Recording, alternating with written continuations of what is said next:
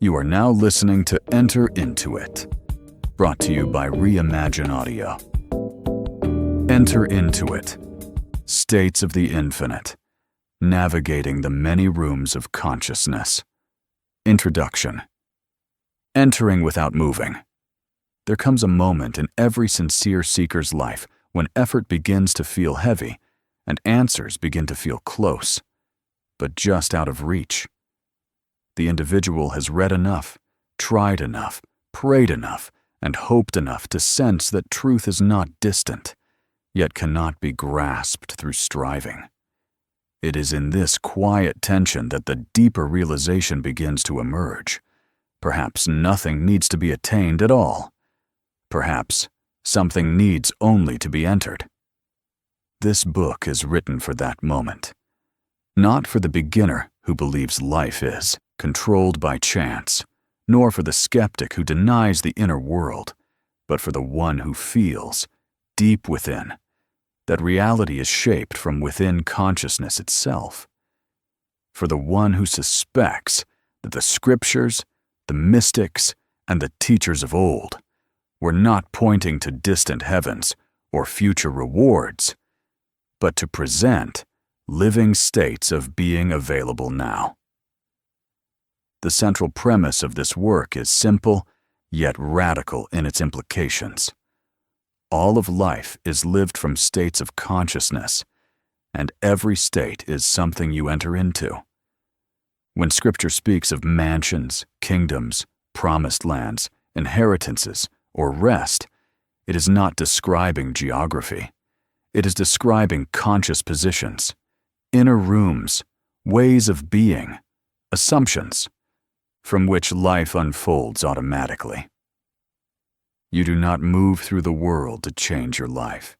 You move through states, and most people do so unconsciously. They wake up already inside a mental room furnished with expectations, emotional reflexes, and inner conversations that quietly dictate what feels possible, what feels realistic, and what feels out of reach. They call this room personality, circumstance, or reality, never realizing it is simply a state they have remained in long enough for it to feel permanent. This book does not ask you to deny your experience. It asks you to understand it. It does not teach effort, discipline, or control. It teaches entry. Because creation is not the result of force, it is the result of residence.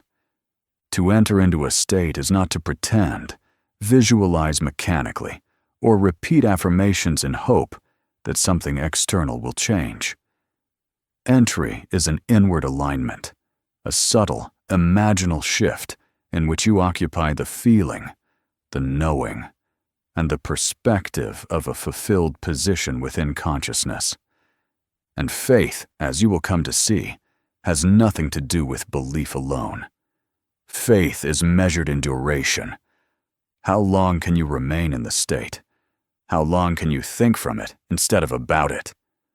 How long can you live there internally before the world has no choice but to echo it? The reason many attempts at change fail is not because the individual lacks power, imagination, or sincerity. It is because they do not stay. They visit states they desire, but they live in states they are familiar with. They momentarily enter hope, abundance, peace, or confidence, only to return to the rooms of doubt, fear, or effort the moment emotion shifts. This book will show you why that happens. More importantly, it will show you how to move beyond it. As you progress through these chapters, you will be guided from not knowing, where states are lived unconsciously, to knowing, where states are deliberately entered, and finally to unknowing, where creation becomes effortless and natural, no longer observed or managed. This is mastery. Not the mastery of controlling thoughts every moment, but the mastery of being so at home in a state that life flows from you without resistance.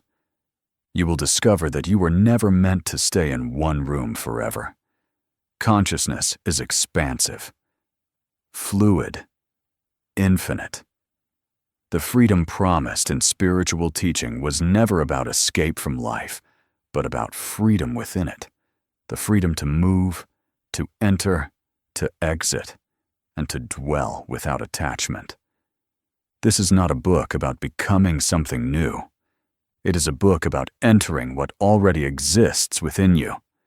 You do not need permission. You do not need time. You do not need to wait. The door has always been open. All that remains is to step inside. Chapter 1. You are already in a room. You are not searching for a state of being. You are not trying to reach one. You are not outside of it, looking in. You are already in a room. This is the first realization that dissolves confusion and softens struggle. No one begins their journey outside of consciousness, wandering aimlessly, hoping to stumble upon fulfillment. Every individual is already living from a state, thinking from it, feeling from it, perceiving the world through it, long before they ever become aware of it. Life does not begin at the point of choice. It begins at the point of occupancy. What you call your personality, your habits, your emotional reactions, your financial patterns, your relationships, and even your expectations of tomorrow are not random expressions of fate or circumstance. They are the natural consequences of a state that has been quietly, consistently occupied. Most people never question the room they are in. They furnish it unconsciously. They decorate it with inner conversations, emotional assumptions, and repeated reactions. Over time, the room begins to feel familiar, and familiarity is mistaken for truth. This is just how life is. This is just who I am. This is how things always go. But these statements are not facts. They are descriptions of residency. A state of consciousness, once occupied long enough, begins to feel permanent. The mind grows accustomed to its walls. The emotional body learns its temperature. The imagination stops wandering and starts rearranging the same furniture again and again.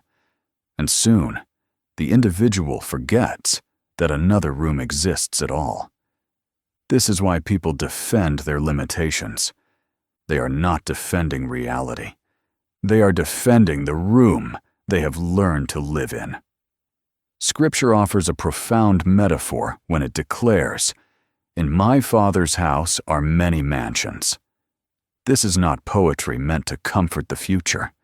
It is instruction meant to awaken the present.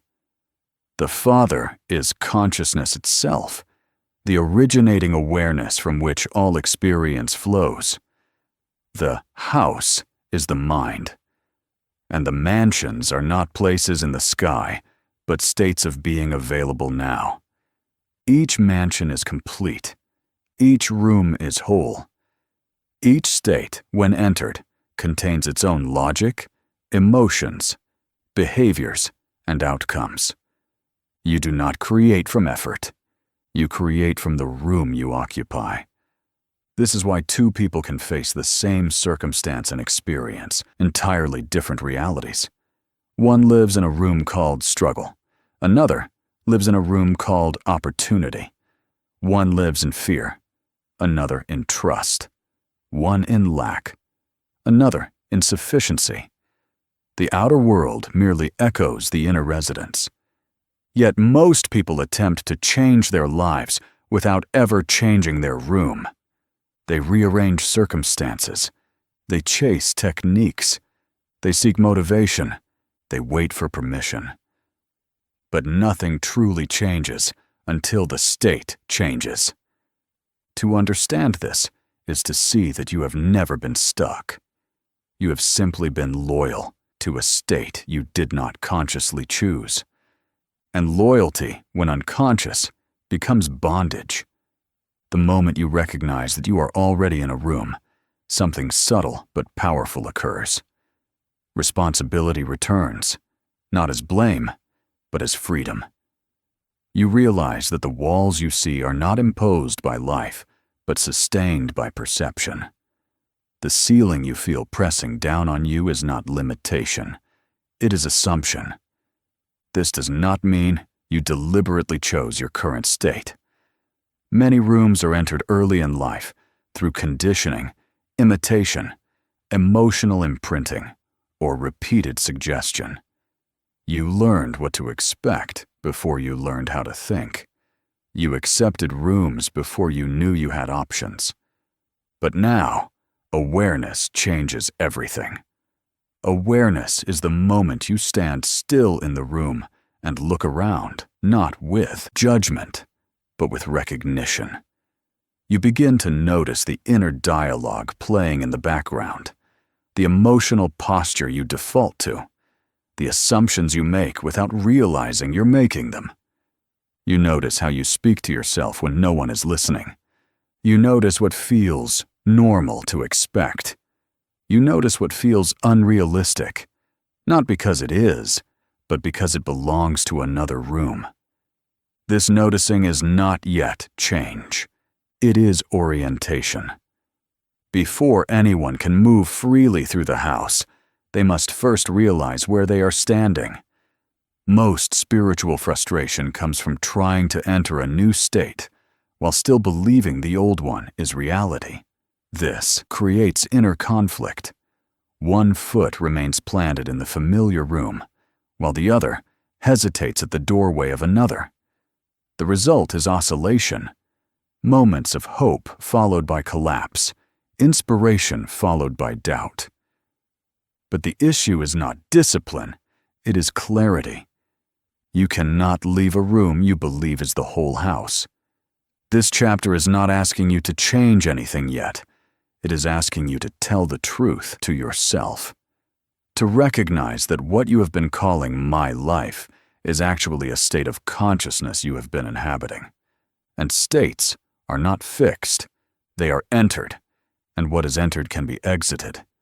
You are not late. You are not broken. You are not behind. You are simply standing in a room you've been living in, perhaps for years, without realizing the door was never locked. In the chapters ahead, you will not be taught how to fight your circumstances, fix your personality, or force outcomes. You will be shown how states work, how they are entered, how they are sustained, and how they quietly create everything you call experience. But first, you must accept this foundational truth. Before anything changes, you must realize where you are. You are already in a room. Chapter 2. When a state pretends to be reality. The most convincing illusion a state of consciousness creates is the belief that it is not a state at all. When a person has lived in a particular mental room long enough, its walls disappear from awareness. What was once an inner position quietly hardens into what feels like objective reality. The individual no longer says, "I'm experiencing life from this state," but instead declares, "This is just how things are." In that moment, a state of consciousness has successfully disguised itself as truth.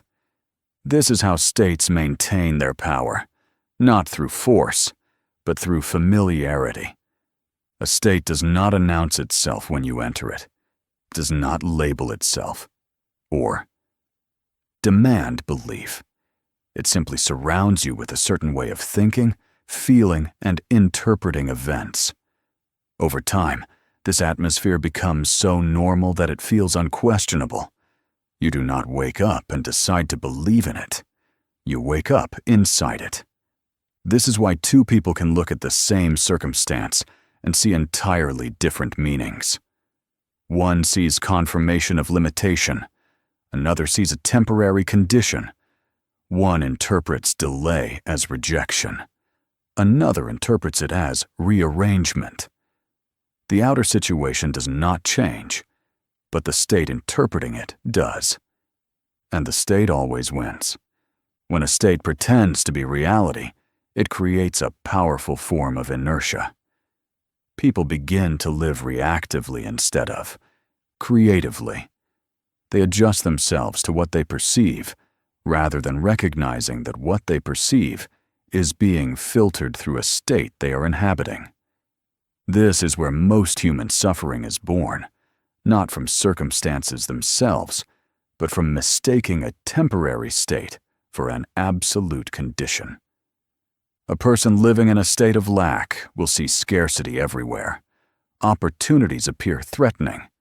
Abundance feels unrealistic.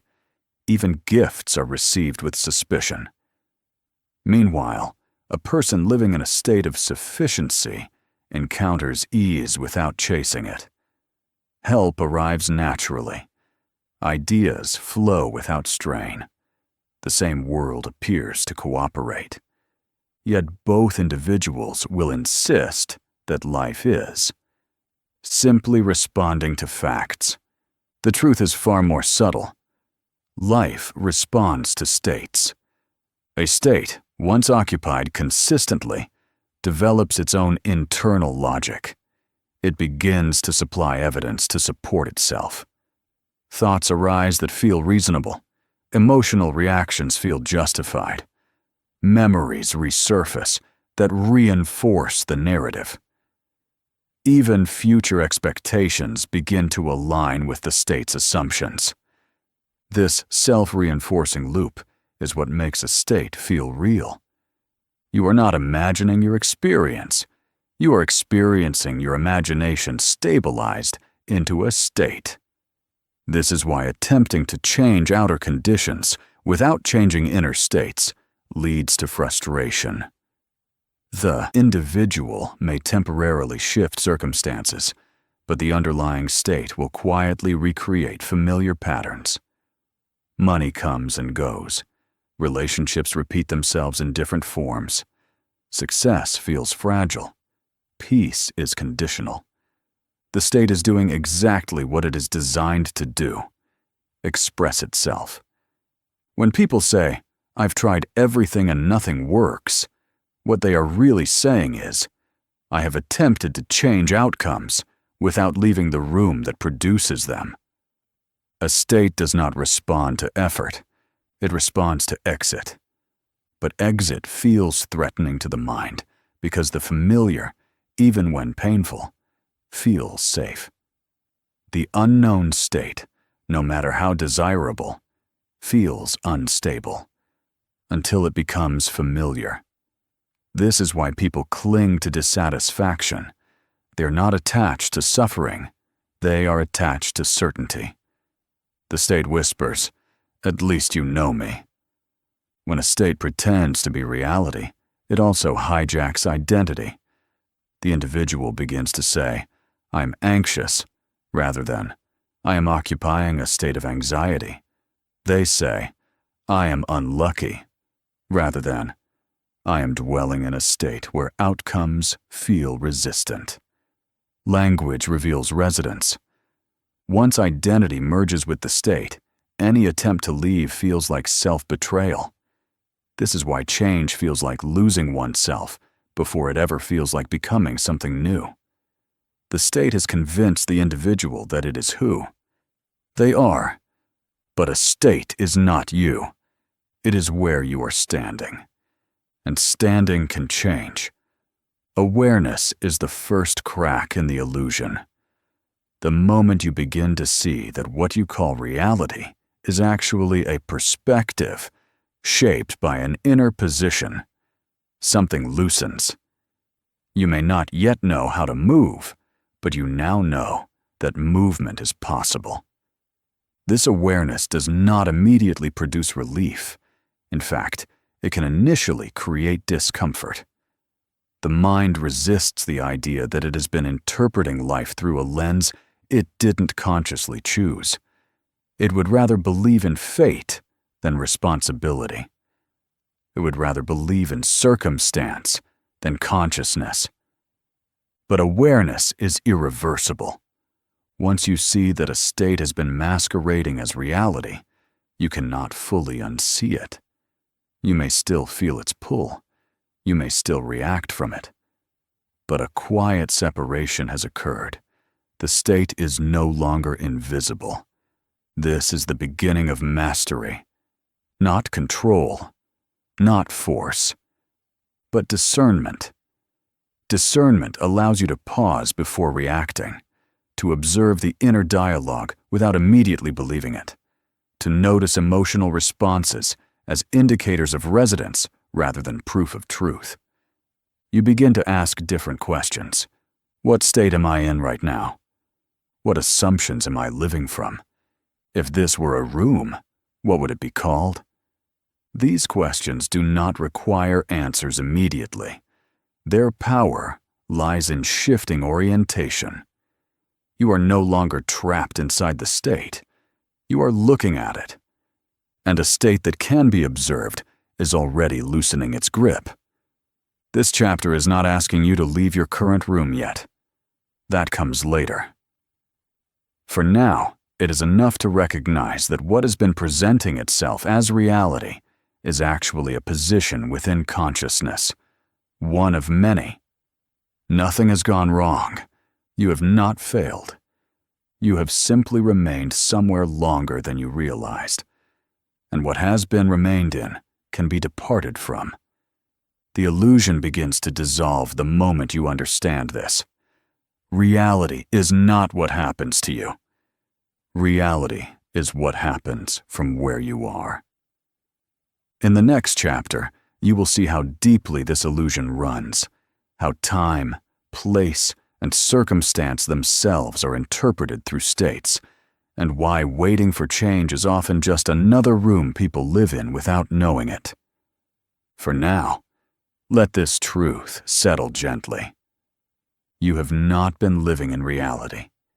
You have been living in a state that convinced you it was, and that realization changes everything. Chapter 3. The Myth of Place, Time, and Circumstance. One of the most persistent illusions maintained by a state of consciousness is the belief that change requires movement through space, time, or circumstance. This illusion convinces the individual that something must happen before something can be. That life must rearrange itself externally before an inner shift is permitted. Yet this belief itself is not truth. It is a room. Most people believe they are waiting on life. They are waiting on money, waiting on clarity, waiting on opportunity, waiting on permission, waiting on healing, waiting on conditions to improve. But waiting is not neutral. Waiting is not patience. Waiting is a state of consciousness, and it produces its own results with unwavering consistency. A person living in the state of waiting will encounter delay everywhere. They will call it timing. They will call it process. They will call it realism. But it is not time responding to them. It is consciousness. The myth begins with place. People believe that if they were somewhere else, life would be different. Another city, another job, another relationship, another environment. They imagine that geography contains the power to transform identity. Yet wherever the individual goes, the same assumptions go with them. The same emotional patterns unpack themselves in the new location. The same internal dialogue begins furnishing the new space. The room traveled with them. This is why relocation rarely produces lasting transformation unless the state changes first. The outer place only reflects the inner one. Move the body without moving the state, and the same life resumes under a different sky. Then there is the myth of time. Time is perhaps the most comforting illusion because it postpones responsibility. It suggests that growth will occur naturally, automatically, if one simply waits long enough. People say things like, "I'm not ready yet," or "It will happen when the time is right." These statements sound wise, but often they conceal unconscious residence in a state of postponement. Time does not change states. States change experiences. A state occupied today will produce tomorrow's experience, whether time passes or not. A year lived in fear will yield more fear. A decade lived in doubt will yield more doubt. Time faithfully obeys the state. It does not override it. Yet people continue to hope that duration will do what entry alone can accomplish. Circumstance completes the illusion. Circumstances feel tangible. They feel objective. They feel undeniable. Bills arrive. Bodies ache. Relationships strain. Numbers appear on screens. These things seem to prove that the state must be real because its effects are visible. But effects are not causes. Circumstances are not the origin of experience. They are the echo of residence. They are the shadow cast by an inner position within consciousness. To treat them as causes is to mistake the reflection for the source. This is why reacting to circumstances perpetuates them. When you react emotionally, mentally, or behaviorally to an outer condition as though it is final, you reaffirm the state that produced it. Reaction is agreement. Attention is residence. And sustained attention is occupancy. The mind does not distinguish between reacting to something and believing in it. Both reinforce the same room. This is why spiritual teachings emphasize inner stillness, watchfulness, and non-reactivity, not as moral virtues, but as practical mechanics. A person who learns not to react immediately begins to loosen the grip of the state, interpreting the world for them. The myth of place, time, and circumstance persists because it externalizes power. It suggests that life happens to you rather than from you. It encourages effort, struggle, and endurance rather than entry, alignment, and residence. Yet the deepest truths are always paradoxically simple. You do not need to go anywhere to change. You do not need to wait for anything to arrive. You do not need circumstances to improve before you move inwardly. Change happens the moment you enter a different state. This does not mean the outer world instantly rearranges itself in dramatic fashion. States solidify through duration, but the moment of entry is always immediate. Consciousness does not require time to shift. It requires decision at the level of being. Most people never question the assumption that they must become something through effort. But becoming implies time. Entry implies presence. To enter a state is to assume its perspective now. This is why imagination is so central to all true transformation. Imagination is not fantasy. It is the faculty through which states are accessed. When you imagine from a fulfilled position rather than about it, you are not visualizing the future. You are entering a room that already exists within consciousness. The state does not care whether the outer world has caught up yet. It begins producing immediately, internally at first, then externally through rearranged perception, opportunity, behavior, and coincidence. People often say, "I tried imagining, but nothing happened." What they mean is, "I visited a state briefly, but did not remain." Visiting is not entering. Entering is staying long enough for the state to feel natural. This is why patience without awareness becomes stagnation, and effort without entry becomes exhaustion.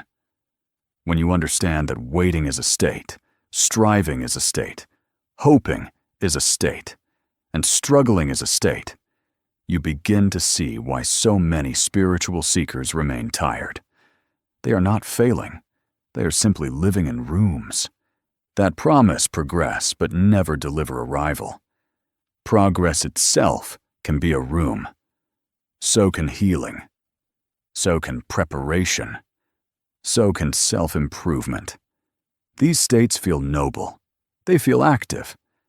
But they subtly postpone fulfillment by keeping the individual oriented toward not yet. Fulfillment does not come from moving toward it. It comes from moving into it. This chapter is not suggesting that action is unnecessary. Action flows naturally from states.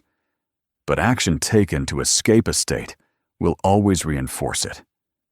Action taken from a state expresses it effortlessly. The difference is subtle, but life changing.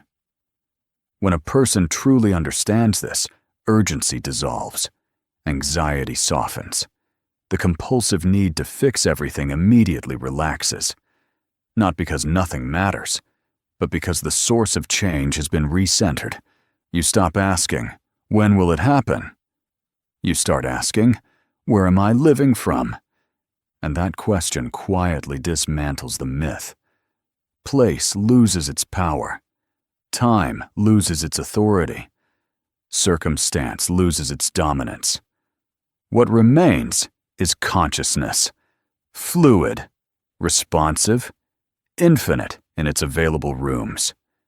You were never meant to wait your way into fulfillment. You were meant to enter it. In the next chapter, we will turn directly to the scriptural foundation of this truth and explore the many mansions within consciousness itself, how they exist, how they are accessed, and why desire is the signal that a room is already prepared for you. For now, let this understanding settle. You are not delayed. You are not blocked. You are not at the mercy of time or circumstance. You are simply standing in a room, and rooms can be exited. Chapter 4. The threshold of unknowing. There is a moment that arrives after illusion collapses, but before direction appears. It is the moment when place, time, and circumstance lose their authority, yet desire has not fully revealed itself as guidance. The old explanations no longer satisfy. The familiar methods no longer comfort. And the mind, accustomed to certainty, finds itself standing without instruction.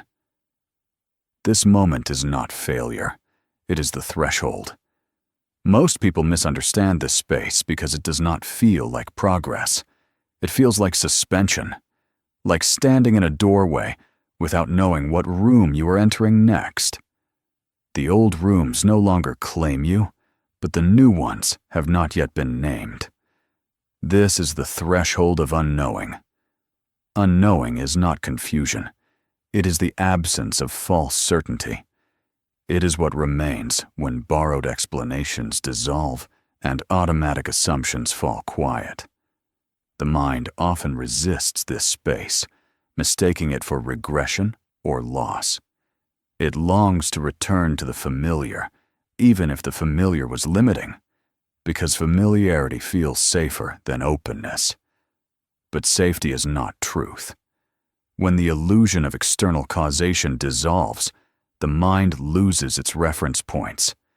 It can no longer rely on timing, effort, or circumstance to explain why things happen. And without those anchors, it asks a deeper question. If none of that is responsible, then what is? This question cannot be answered intellectually. It must be entered. The threshold of unknowing is not something you think your way through. It is something you remain present within. It is the pause between rooms, the silence between assumptions, the stillness before direction becomes visible. This is why many retreat at this point. They rush to label something as wrong. They search for techniques, signs, or instructions to escape the discomfort. They re-enter old rooms under new names, calling them healing, preparation, patience, or realism. But these are still rooms of postponement. Unknowing cannot be rushed. It must be trusted. In this space, the mind begins to loosen its grip. Inner dialogue quiets, not because it has been controlled, but because it has nothing solid to argue against anymore. The habitual narratives lose momentum. The emotional charge of old states fades. This is not emptiness. It is clearing. And clearing is necessary before true direction can be felt. Desire does not arise from noise. It emerges from stillness. It speaks most clearly when the mind is no longer telling you where you should go. Only when the old maps are dropped can a new signal be sensed. The threshold feels uncomfortable because identity temporarily thins. You are no longer who you were, but not yet who you are becoming. The mind interprets this as instability, but consciousness recognizes it as openness. This openness is fertile. Nothing needs to be done here. Nothing needs to be decided. Your only task at the threshold is not to retreat. Do not fill the silence prematurely. Do not demand certainty where none is required. Remain. Unknowing is not a void. It is the moment when consciousness withdraws old instructions so that new ones can be received. The absence of direction is not abandonment. It is preparation. And something remarkable happens if you stay. A subtle sense of pull begins to form, not as pressure, not as urgency, but as inclination. Certain ideas feel alive. Certain states feel attractive. Certain ways of being begin to glow quietly against the neutral backdrop of unknowing. This is not craving. It is resonance. This is how desire is born correctly. Not from lack, but from availability. Not from desperation, but from alignment. Desire emerges naturally once the noise of false necessity dissolves. The threshold of unknowing is the womb of true desire. Those who rush through it chase outcomes. Those who remain discover direction. If you find yourself here, uncertain, suspended, unmotivated by old goals, yet not driven by new ones, nothing has gone wrong. You have not stalled. You have not failed. You are standing exactly where entry becomes possible. Do not ask yet, what should I do? Do not ask yet, where should I go? Those questions belong to effort. Instead, notice what begins to call to you when nothing is demanding your attention. Notice what feels alive when nothing is required. Notice what persists quietly when everything else has fallen away. That quiet persistence is not accident. It is invitation. And in the next chapter, you will see why desire, when understood correctly, is not temptation, weakness, or distraction, but the doorway through which consciousness invites you to enter a new state of being. For now, honor the threshold. Unknowing is not the end of the path. It is the place where the door becomes visible. Chapter 5. Desire is the doorway. Desire has been misunderstood for so long that most people no longer trust it. They treat it as weakness, temptation, selfishness, or illusion, something to suppress, manage, or outgrow. Yet desire is not a flaw in consciousness. It is one of its most precise instruments. Desire is not absence. It is direction. When you desire something, you are not inventing a possibility. You are responding to one. Desire does not arise randomly. It emerges from within consciousness itself, signaling the existence of a state already available to be entered. You desire because a room exists. You do not desire in order to create the room. This is why desire always feels personal. It is consciousness calling itself forward. People often believe desire means they are incomplete. But desire does not say, you lack. It says, there is another way of being you are ready to occupy. The discomfort that accompanies desire is not the pain of absence. It is the friction between the room you are in and the room inviting you. When desire is misunderstood, people either chase it externally or suppress it internally. Both approaches miss its true function. Chasing desire treats it as an object to acquire. Suppressing desire treats it as a threat to spiritual maturity. Neither recognizes desire as a doorway. A doorway does not demand effort. It demands recognition. Every state within consciousness has an entrance, and that entrance is felt as desire. When you desire peace, abundance, freedom, creativity, intimacy, or expression, you are not asking for permission. You are sensing availability. This is why no one can desire what doesn't exist within consciousness. You cannot long for a state that is not already present as a potential. Desire is evidence of readiness. Yet many people attempt to negotiate with desire. They postpone it. They rationalize against it. They say, one day, or maybe later, or when things are different. In doing so, they remain in the familiar room, while standing in front of a door they refuse to open. Desire does not force entry. It invites.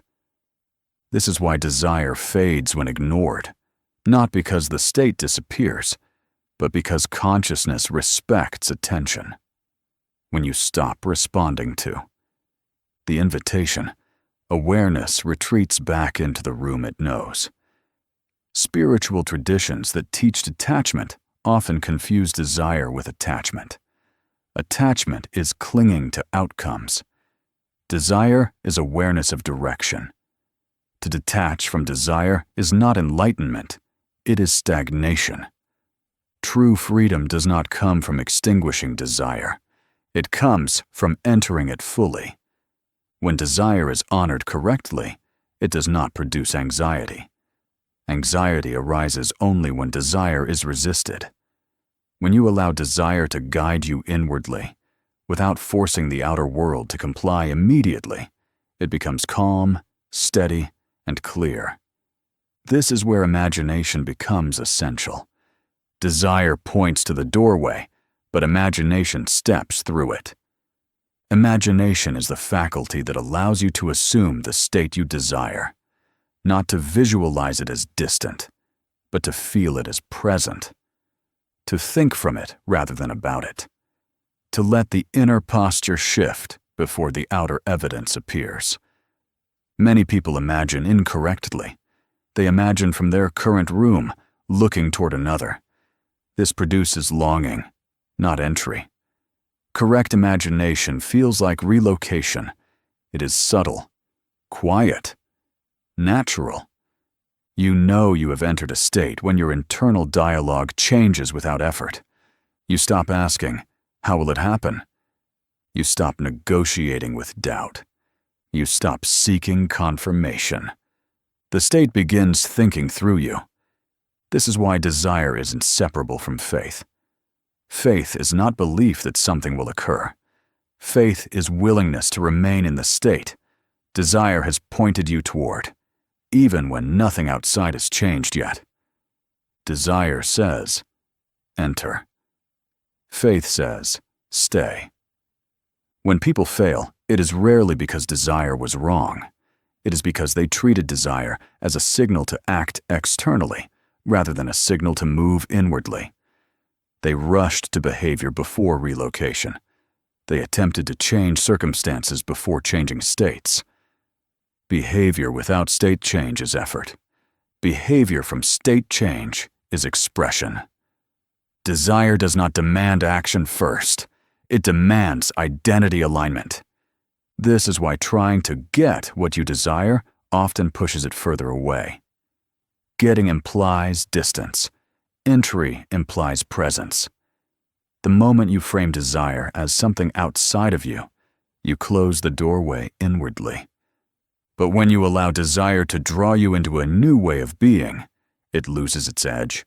It becomes peaceful, familiar, ordinary. This is the paradox. Fulfillment often feels quieter than longing. The mind expects fireworks. Consciousness offers settlement. As you learn to trust desire, you begin to notice something profound. Certain desires persist over time, while others fade. The persistent ones are not whims. They are callings. They return because the room remains unentered. Consciousness continues to knock. Ignoring persistent desire is not humility. It is resistance to expansion. This does not mean every desire must be pursued impulsively. It means every desire must be understood correctly. The work is not to chase the object of desire, but to locate the state it represents. Ask not, "How do I get this?" Ask, "Who am I when this is already true?" That question shifts you from effort to entry. When desire is honored as a doorway, it no longer creates restlessness. It creates movement. You stop oscillating between hope and disappointment. You stop bargaining with time. You stop asking life for permission. You simply enter. And entry always precedes evidence. In the next chapter, we will explore the mechanics of entry itself, how it occurs inwardly, how imagination and feeling function together, and why entering a state is always an inner act before it is ever an outer one. For now, let this truth settle deeply. Desire is not trying to take you somewhere. It is trying to take you into something.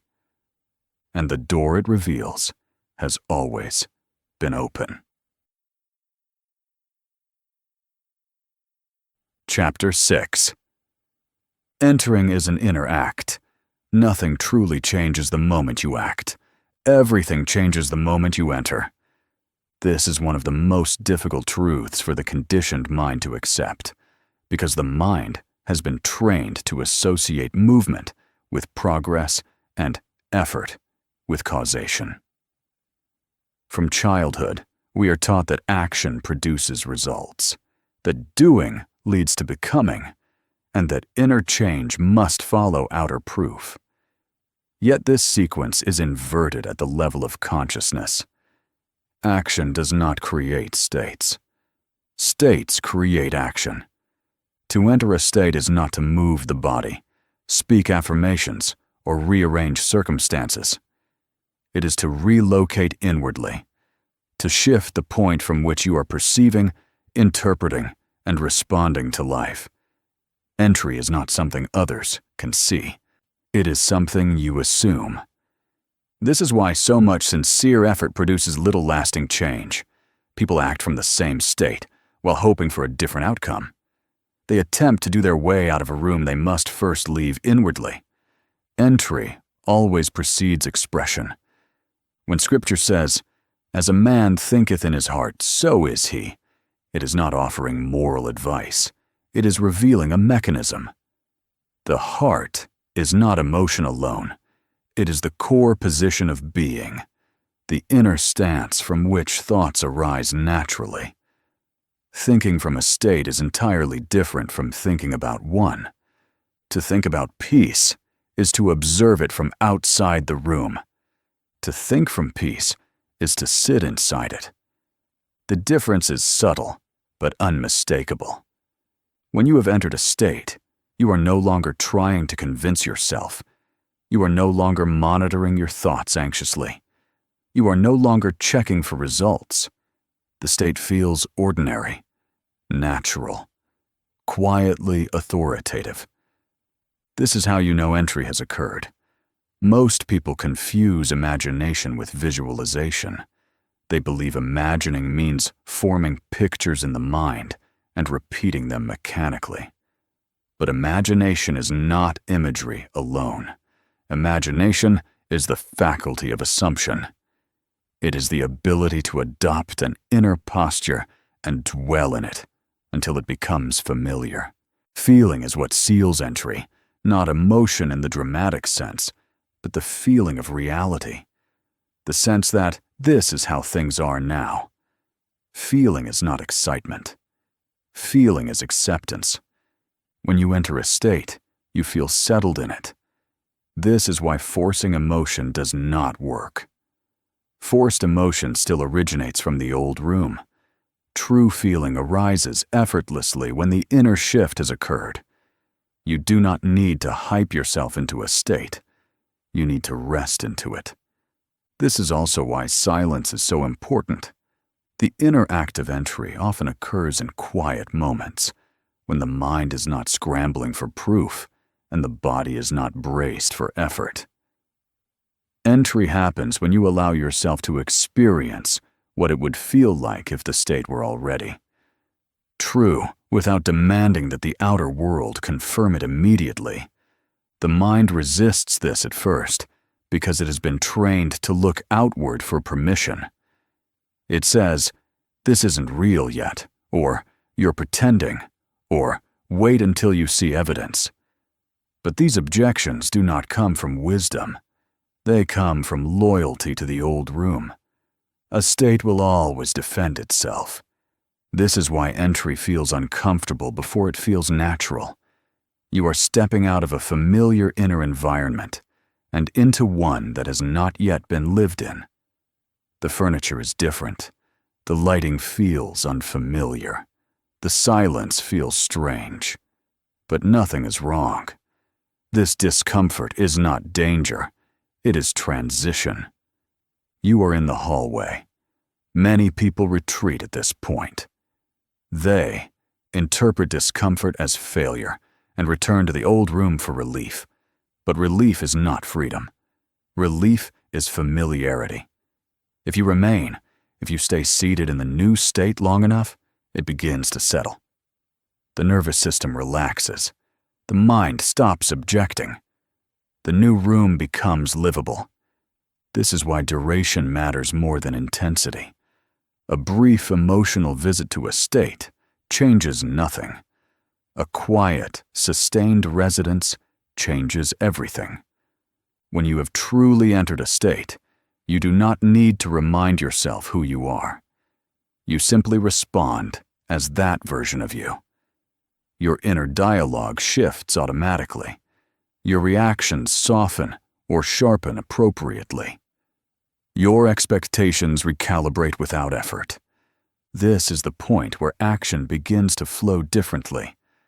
You are no longer acting to become. You are acting because you are. This is why inspired action feels light and compulsive action feels heavy.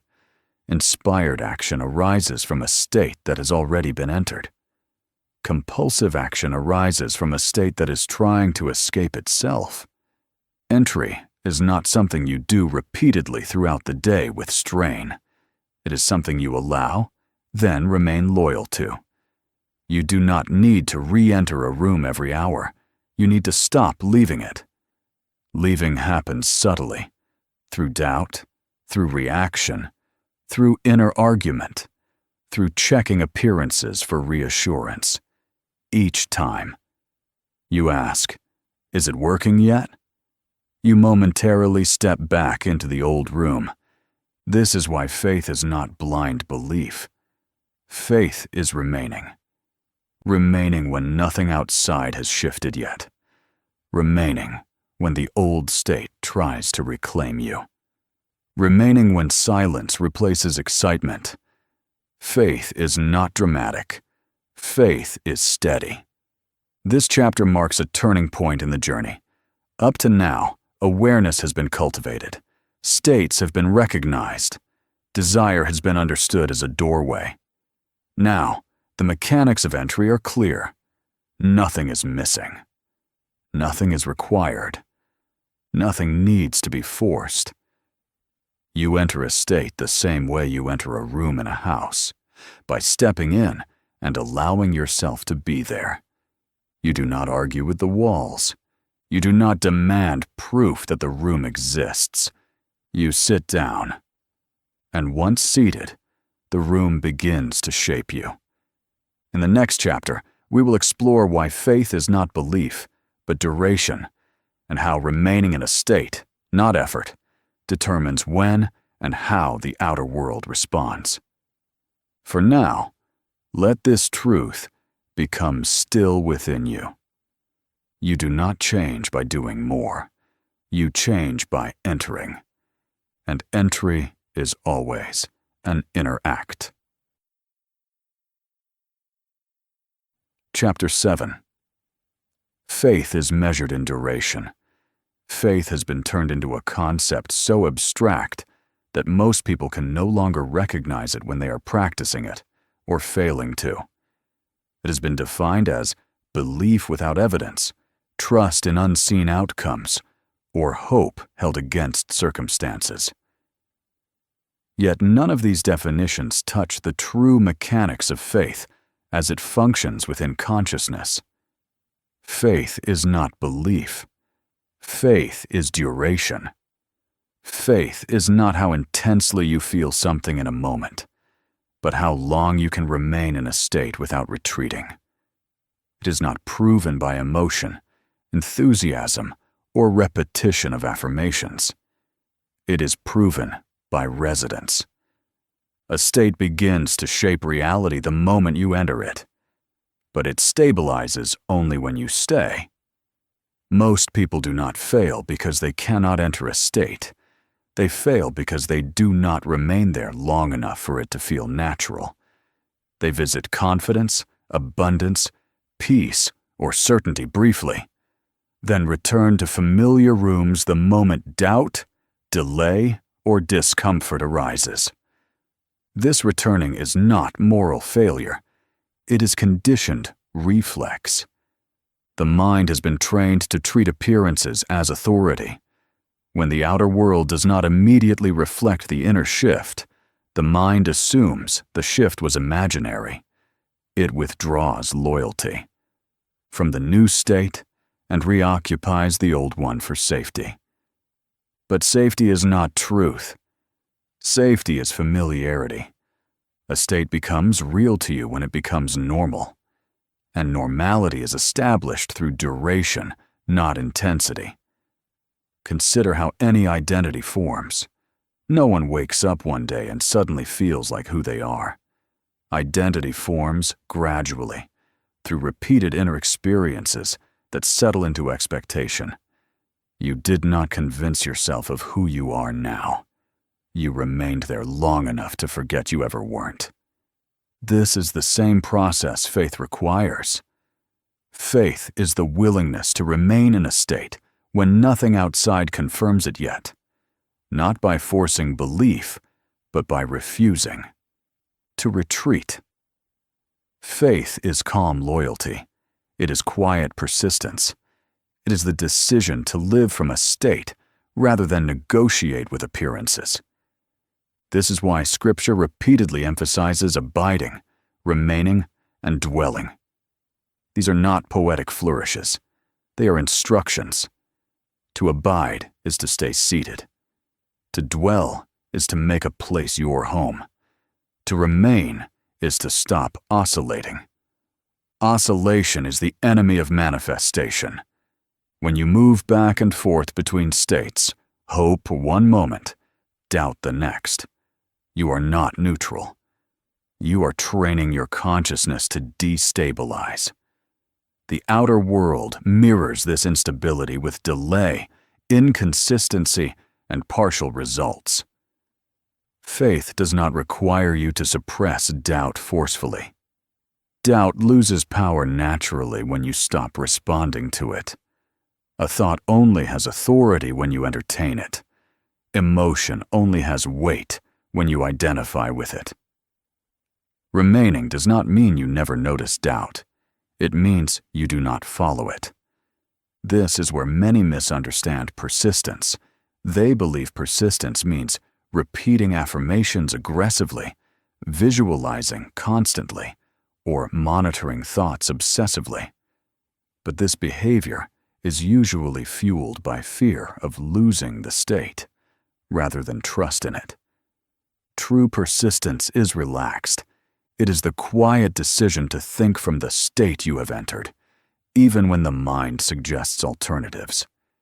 It is the willingness to let the old room dissolve through neglect rather than confrontation. A state you no longer visit will fade. This is why faith feels boring to the untrained mind. There is no drama in remaining. There is no emotional spike. There is no constant reassurance. There is simply being, and being is enough. The outer world does not respond to excitement. It responds to consistency. This is why those who appear lucky are often simply stable. They are not more gifted. They are not more deserving. They are more settled. Their inner world is not in flux. They are not constantly revising who they are internally. Stability invites response. When you remain in a state, subtle shifts begin to occur. Your perception changes first. You notice different things. You interpret events differently. Opportunities feel more visible. Resistance feels less personal. These shifts are often overlooked because they are quiet, but they are signs that the state is embedding itself. Eventually, the outer world reorganizes, not because you demanded it, but because consciousness cannot remain divided indefinitely. The inner and outer must align. This is not magic, it is coherence. Faith creates coherence between your inner residence and your outer experience. Most people abandon faith just before coherence is reached. They interpret silence as failure. They mistake lack of movement for lack of progress. But silence is often the sign that the state is stabilizing. When noise stops, structure forms. Remaining during silence is one of the highest expressions of faith. This is why impatience is so costly. Impatience signals that you are still looking outward for validation. It pulls you back into the old room of effort and evaluation. It fractures duration. Faith does not ask, when? Faith asks, where am I living from? As long as you remain faithful to the state, the timing is irrelevant. Time bends around states, not the other way around. This chapter marks the transition from technique to trust, from effort to loyalty, from doing to dwelling. You are no longer learning how to enter. You are learning how to stay. And staying is what transforms a room into a home. In the next chapter, we will explore what happens when the old room begins to dissolve, why leaving one state often feels uncomfortable, and why the space between rooms is necessary for true transformation. For now, let this truth settle gently. Faith is not proven in moments of certainty. Faith is proven in moments of silence, and silence is where states take root. Chapter 8. Leaving one room before another appears. There is a moment in every true transformation when nothing feels solid. The old way of being no longer fits, yet the new way has not fully stabilized. The familiar assumptions have lost their authority, but the new assumptions have not yet become natural. This moment is often quiet, confusing, and deeply uncomfortable, not because something has gone wrong, but because something has been left. This is the space between rooms. Most people have never been taught to recognize this space. They interpret it as uncertainty, instability, or loss of direction.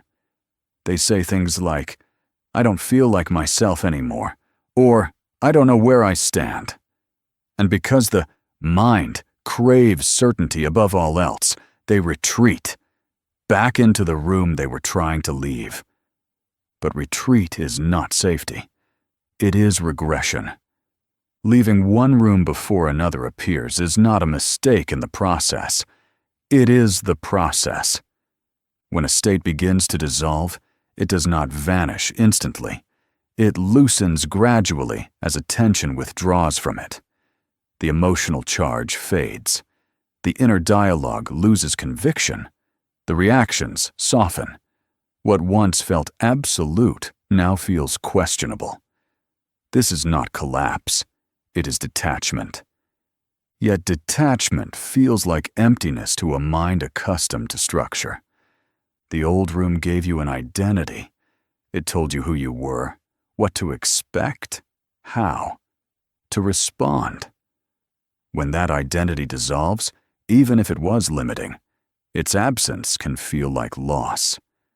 The mind confuses familiarity with selfhood and assumes that without the old patterns, something essential has been taken away.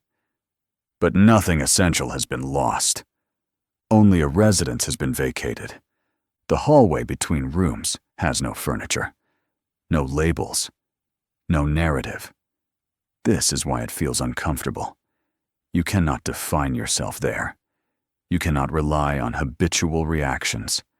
You cannot measure progress. You are simply present without orientation. This presence is often mistaken for stagnation. But the hallway is not a place to live. It is a place to pass through. Many people attempt to rush through this space by forcing emotion, seeking reassurance, or recreating the old state under a new name. They grasp for signs. They ask others for validation. They look outward for evidence that they are on the right path. Yet the hallway does not respond to urgency. It responds to allowance. This is where faith, as duration, is tested most profoundly, not because doubt appears, but because nothing appears. Silence replaces sensation. Stillness replaces movement. The mind grows restless and says, "Do something." But doing is often an attempt to escape the unknown. Remaining without rushing is the work here. This chapter exists to reassure you of one thing. Discomfort does not mean you are failing. It means you are unidentifying. You are no longer anchored to the old room, but you have not yet furnished the new one. Consciousness is reorganizing itself. The nervous system is recalibrating. Perception is loosening its grip on former assumptions. This reorganization cannot be rushed. If you rush, you re-enter the old room, not because it is true, but because it is familiar. Familiarity feels like relief, and relief is often mistaken for progress. But true progress is quieter. Leaving one room before another appears requires courage, not the loud kind, but the subtle courage of non-reaction. The courage to sit in not knowing without panic. The courage to trust that something is forming even when it cannot yet be felt. This is why the journey from knowing to being often feels harder than the journey from ignorance to awareness. Ignorance had certainty. Awareness had excitement. But transition has emptiness. Emptiness is not void. It is potential. In this space, the mind is no longer dictating identity. Consciousness is free to reconfigure. This is why many spiritual traditions speak of death, not physical death, but the death of the old self. What dies is not you, but the state that once defined you. No state dies willingly. It will attempt to reclaim attention through memory, emotion, and doubt. Old thoughts may resurface. Old fears may whisper. Old habits may tempt. This does not mean the state is returning. It means it is losing residence. A state only survives through attention. When you stop feeding it, when you stop reacting, arguing, or identifying, it fades. But fading feels strange to the mind because the mind expects change to feel dramatic. Instead, it feels like absence. This absence is sacred. It is the clearing where a new state can settle without interference. Many people miss this moment by filling it with noise. They distract themselves. They overthink. They try to define themselves prematurely. They rush to conclusions. In doing so, they clutter the hallway and prevent smooth entry into the next room. Patience here is not passive. It is protective. You are protecting the transition. This chapter invites you to honor the in-between, to recognize that not knowing who you are becoming is not a problem. It is evidence that you are no longer who you were. The old room has been exited. The door behind you is closing. The new room does not appear until you stop turning back. Once you allow the hallway to complete its work, something subtle occurs. A new inner posture begins to form naturally. New thoughts arise without effort. New assumptions feel lighter. New expectations appear quietly, without announcement. This is the sign that the new room is ready to be entered. And when it appears, it will not feel dramatic. Will feel right. In the next chapter, we will explore how the new room becomes furnished, how inner dialogue, assumption, and mental atmosphere stabilize a state until it feels like home. For now, remember this. If you feel uncertain, undefined, or suspended between ways of being, nothing has gone wrong. You are not lost. You are between rooms, and the hallway is not failure. It is passage. Chapter 9. Furnishing the room. A room becomes livable not because of its structure, but because of what fills it. When you first enter a new state of consciousness, it may feel empty, quiet, neutral, unfinished. This is not because the state lacks power, but because it has not yet been furnished. Furnishing is the process through which a state becomes natural, comfortable, and self-sustaining. Without furnishing, a room remains temporary. With furnishing, it becomes home. Furnishing a room of consciousness does not require effort. It requires consistency of inner atmosphere. Every state has an atmosphere, an emotional temperature, a tone of inner speech, a set of assumptions that quietly hum in the background.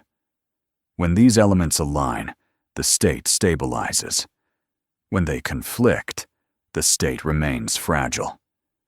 This is why people often enter a new state successfully, only to find themselves drifting back to the old one. Entry occurred, but furnishing did not. The most important furnishing in any room is inner dialogue. Your inner dialogue is the ongoing conversation you have with yourself when no one else is listening. It is not what you say out loud. It is what you assume silently. These assumptions shape the emotional climate of the room more than any visualization or affirmation ever could. A room furnished with doubt will never feel secure, no matter how beautifully imagined. A room furnished with quiet certainty will feel stable even before evidence appears. Inner dialogue does not need to be controlled aggressively. It needs to be aligned. When you have entered a new state, your task is not to police every thought, but to notice when your inner conversation no longer matches the room you are in. If you are in a room of sufficiency, conversations of lack feel out of place. If you are in a room of peace, narratives of threat feel foreign. If you are in a room of confidence, self-questioning feels unnecessary. You do not argue with these thoughts. You simply stop entertaining them. You do not rearrange furniture from the old room and drag it into the new one. Furnishing also includes expectation. Expectation is not conscious hoping. It is what you quietly anticipate without thinking about it. When a state is furnished properly, expectation aligns naturally. You begin to expect favorable outcomes without excitement, ease without anticipation, cooperation without surprise. Expectation reveals where you live. This is why sudden disappointment often indicates that an old piece of furniture has been smuggled into the room. The mind expected something from the previous state and reacted when it did not appear. Reaction is not failure. It is information. You adjust by returning to the atmosphere of the room you chose. Another key element of furnishing is emotional posture. Every state carries a dominant emotional tone, not surface emotion, but posture, how you feel toward life as a whole. Are you braced, relaxed, curious, defensive, open? Posture is not forced. It emerges naturally when inner dialogue and assumption align. If posture feels strained, something in the room is misaligned. This is why forcing positivity feels exhausting. Positivity without state alignment is decoration without structure. True furnishing feels effortless because it arises from within the room itself. A well-furnished state does not require constant maintenance. It sustains itself through familiarity. The longer you remain, the more natural it feels, and the less you need to monitor anything. This is the moment many mistake for complacency. But complacency is stagnation. Settlement is stability. When a room is furnished properly, you stop checking to see if it is real. You stop measuring progress. You stop narrating your experience. You simply live. This is when the state begins to act for you. Decisions become clearer. Reactions soften. Opportunities feel obvious rather than surprising. This is not because life has changed yet, but because perception has reorganized itself. The world appears different when viewed from a different room. It is important to understand that furnishing does not mean perfection. A furnished room can still experience passing thoughts, temporary emotions, or external disturbances. What changes is residence. You no longer relocate inwardly with every fluctuation. Weather does not move you out of a house. You remain. One of the clearest signs that a room is furnished is the disappearance of urgency. Urgency belongs to the hallway. It belongs to transition. When a state becomes home, urgency fades. There is no rush, no proving, no chasing. You trust the room. This trust is not intellectual, it is bodily. The nervous system relaxes. The breath deepens. The mind quiets. This physiological shift is often overlooked, yet it is a powerful indicator that the state has embedded itself. When furnishing is complete, you stop asking, "Am I doing this right?" That question only arises when identity is still unstable. Once the room is home, rightness is assumed. This is where many seekers unknowingly sabotage themselves. They mistake the calm of settlement for loss of momentum and attempt to stimulate emotion to feel spiritual. In doing so, they destabilize the room they worked so quietly to inhabit. Stillness is not absence of power. It is concentration. A fully furnished state is powerful, precisely because it does not announce itself. As you move forward, you may notice that the outer world begins responding in subtle ways. People react differently. Opportunities appear without strain. Problems resolve themselves quietly. These are not miracles. They are echoes. The state is now broadcasting consistently. In the next chapter, we will explore what happens when the state begins to act on your behalf, when creation becomes automatic and effort dissolves entirely. For now, let this truth settle gently. A state becomes real when it becomes familiar. It becomes familiar when it is furnished. And it is furnished by what you allow to live there. You are no longer visiting. You are home. Chapter 10. When the state begins to act for you. There comes a moment when effort quietly withdraws, not because you decided to stop trying, but because trying is no longer necessary. The state you entered, remained in, and furnished begins to express itself without instruction. Life starts moving in your direction without negotiation. Outcomes arrive without strain. Decisions make themselves. Reactions soften. The weight you once carried dissolves, not through force, but through alignment. This is the moment when the state begins to act for you. Most people believe they are the ones creating their lives through constant decision, vigilance, and action. They believe if they stop managing everything, things will fall apart. This belief keeps them trapped in a state of effort, even when a more harmonious state is available. But effort is not creation. Effort is compensation for misalignment. When a state is unstable, you compensate by trying harder. When a state is stable, effort becomes unnecessary. The state carries the momentum. You simply move with it. This is why mastery looks effortless from the outside.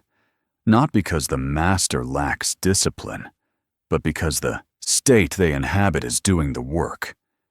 At this stage, inner resistance dissolves almost completely. You are no longer arguing with yourself. You are no longer correcting your thoughts. You are no longer monitoring your emotional state. The inner world has become coherent. Thought, feeling, and assumption are aligned. Coherence is power. When the inner world is coherent, the outer world responds naturally. Not dramatically, not always instantly, but inevitably. Consciousness cannot sustain incoherence indefinitely. The outer must reflect the inner when the inner is stable. This is where many misunderstand what letting go truly means. Letting go is not passivity. Letting go is trusting the state. You no longer feel the need to intervene constantly. You no longer feel responsible for making everything happen. You still act, but action arises spontaneously. You follow impulses without overthinking. You respond without anxiety. You move when it feels natural, not when it feels desperate. The difference is unmistakable. Action from effort feels heavy. Action from alignment feels light. When the state begins to act for you, you will notice subtle but profound shifts in perception. Problems that once felt overwhelming lose their emotional charge. Situations resolve themselves with minimal involvement. Conversations flow differently. People respond to you in new ways without knowing why. This is not manipulation. It is resonance. Others are responding to the state you are broadcasting, not the words you speak or the actions you take. The state carries information. It communicates silently. Life listens. This is why attempting to act confident without inhabiting a state of confidence feels hollow. But when confidence is the state, behavior aligns automatically. Tone changes, body language shifts, decisions become cleaner. There is no performance, only expression. At this level, creation no longer feels personal. This is an important distinction. When you are efforting, creation feels personal. You feel responsible for success or failure. You feel pride or shame. You feel anxiety around outcomes. But when the state acts for you, creation feels impersonal. Things happen through you rather than because of you. You are not detached. You are integrated. This integration removes fear. Fear arises when you believe everything depends on you. When the state carries the load, fear dissolves. You trust the process because you are no longer outside of it, trying to control it. This does not mean challenges disappear. It means challenges are met from a different position. You are no longer reacting from survival. You are responding from stability. This is why spiritual maturity often appears calm, even in difficulty. Calm is not indifference, it is rootedness. The individual is anchored in a state that does not collapse under pressure. When the state acts for you, timing becomes precise. You are in the right place without forcing it. You say the right thing without rehearsing it. You move when movement is required and remain still when it is not. This precision is not calculated. It is intuitive. Intuition is the voice of the state. This is also where the illusion of control dissolves. You realize that control was never the source of order. Alignment was. Control was an attempt to impose order from outside the state. Alignment allows order to emerge from within it. Many people fear this stage because it feels like surrender. They worry they will lose ambition, motivation, or drive. In truth, they lose only compulsion. What remains is clarity. You still desire. You still act. You still create. But you do so without strain. This is the stage where people say, things just started happening. Or, it all came together. Or, I don't know how it worked. It just did. These statements are not mysteries. They are descriptions of a state functioning properly. The state does not rush. It does not hesitate. It simply expresses. At this point, gratitude arises naturally, not as practice, but as perception. You are not grateful to get something. You are grateful to be where you are. Gratitude becomes the atmosphere of the room. This atmosphere further stabilizes the state, creating a self-reinforcing loop of ease and responsiveness. Yet even here, attachment can subtly reappear. Some begin to cling to outcomes. They start monitoring again. They fear losing the flow. This fear signals a slight return to effort. When this happens, the remedy is simple. Return attention to the state itself, not its expressions. You do not protect outcomes. You protect residents. As long as you remain loyal to the state, outcomes will continue to align.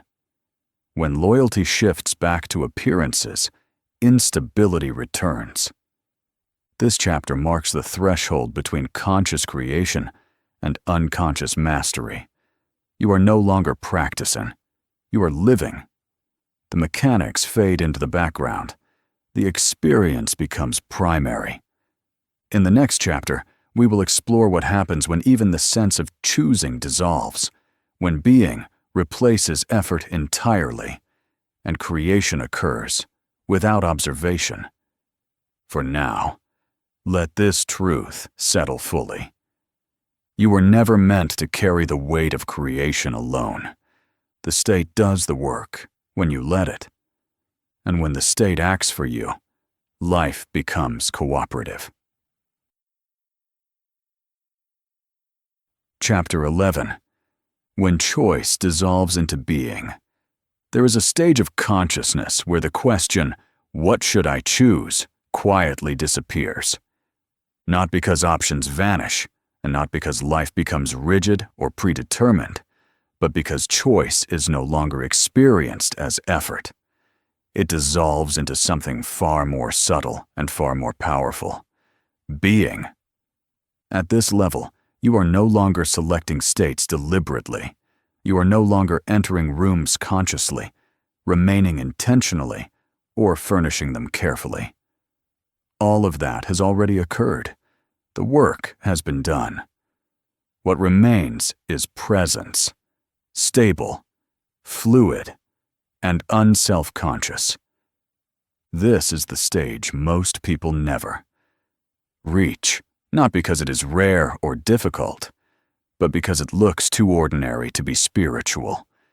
Choice dissolves when identity stabilizes. Earlier in the journey, choice was necessary because you were learning how to move through states deliberately. You had to notice where you were, decide where to go, enter inwardly, and remain faithfully. Choice was the bridge between unconscious living and conscious mastery. But once mastery matures, choice becomes redundant. You no longer decide to think from a state. You think from it naturally. You no longer choose how to respond. Response arises appropriately. You no longer monitor yourself to stay aligned. Alignment is who you are. This is what unknowing truly means. Unknowing is not ignorance. It is freedom from self-observation. You are no longer watching yourself create. You are no longer evaluating your inner posture. You are no longer asking whether you are doing it right. You are simply living.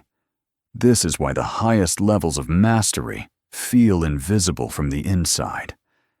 The mind that once analyzed everything has gone quiet. The effort that once felt necessary has evaporated. The sense of managing life has been replaced by participation in it. Life moves through you without resistance. At this stage, identity is no longer attached to outcomes. Success does not inflate you. Challenge does not threaten you. You do not interpret events as proof of worth or failure. They are simply movements within consciousness. This is where emotional neutrality emerges. Not apathy, but balance. You still feel deeply. You still care. But emotion no longer displaces you. Earlier, emotions could pull you back into old rooms. Now they pass through without relocation. You experience them, but you do not become them. This is a sign that being has replaced choosing. Choice implies tension between options. Being implies coherence. When coherence is present, action arises naturally. You do not deliberate endlessly. You do not second guess. You do not rehearse identity. You simply respond from what you are. This is why intuition becomes dominant at this stage. Intuition is not mystical. It is the voice of a stable state. When inner conflict dissolves, clarity emerges. You know what to do without explanation. You move without justification. You trust without proof. This trust is not blind. It is embodied. You trust because experience has taught you that consciousness responds when you remain coherent. You no longer need reassurance. You no longer seek confirmation. You have seen the law operate enough times that belief is no longer necessary. Belief has done its job. It steps aside. This is also where comparison disappears. You no longer measure your life against others. You recognize that everyone is living from a state, whether consciously or unconsciously. There is no envy, because nothing another possesses is missing from you. There is no competition, because there is no scarcity of states. Each person is simply occupying a room. This understanding produces compassion without superiority. You see struggle without judgment. You see success without pedestal. You understand that behavior is always an expression of residence.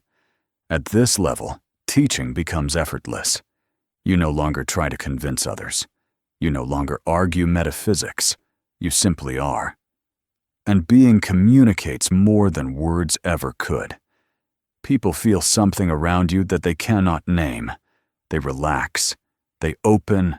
They respond. This is influence without intention.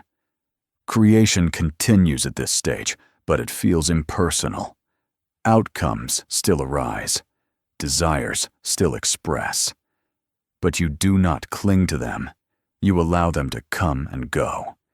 You understand that no state is final, and no room is meant to be occupied forever. This is true freedom. Freedom is not staying in the best room forever. Freedom is moving without attachment, because attachment is the only thing that turns a mansion into a prison. At this stage, you are not afraid of change. You welcome it. You trust yourself to enter, remain, and exit states as needed. You are no longer threatened by uncertainty, because you know you can stabilize wherever you arrive. You carry the house within you. This is why life begins to feel lighter here. There is no urgency to fix yourself, no pressure to improve constantly, no anxiety about losing what you have gained. You know that whatever state is required, you can enter it. This knowing is quiet. It doesn't announce itself. And that is precisely how you know it is real. In the final chapter, we will bring everything together, not by adding something new, but by releasing what is no longer needed. The journey will complete itself in the simplest way possible. For now, let this truth settle fully, without effort. You are no longer choosing who to be. You are being who you are, and being is the highest form of mastery. Epilogue. Enter into it. There comes a moment when seeking ends, not because answers have been exhausted, but because the question has dissolved. You no longer ask how life works, how creation happens, or how to become something else. You no longer chase insight or wait for confirmation. You simply are. This is not the end of a journey. It is the end of wandering. What you have encountered throughout these pages is not a system to memorize or a method to repeat, but a recognition to live from. You have not been given something new. You have been shown something that was always present, quietly shaping your experience while remaining unseen. You were never outside the house. You were never locked out of any room. You were never lacking access. You were only unaware of where you were standing. Life did not happen to you randomly. It unfolded from states you inhabited, sometimes consciously, often unconsciously. You lived in rooms furnished with assumptions you did not choose, conversations you did not question, and identities you did not realize were temporary. Yet even then, consciousness was faithful. It expressed exactly what it was given, and it will continue to do so. The power revealed in this book is not force, it is placement. Where you place yourself inwardly determines what life reflects outwardly.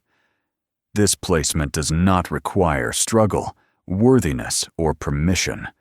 It requires only honesty and willingness. To enter a state is not to pretend. It is to consent. It is to agree inwardly with a way of being and remain there long enough for it to become natural. It is to stop negotiating with appearances and trust the intelligence of consciousness to reorganize experience accordingly. Once you see this, you cannot unsee it. You begin to notice how effortlessly life responds when you are settled, how resistance appears when you waver, how clarity replaces effort when identity stabilizes. You see that faith was never about believing something would happen. It was about staying where you had already arrived inwardly. You stop asking, "Is this working?"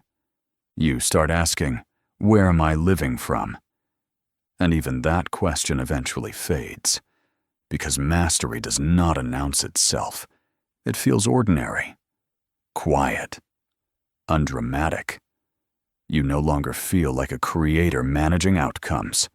You feel like a participant in a living intelligence that moves with you rather than against you. This is the return to simplicity, not the simplicity of ignorance, but the simplicity of understanding.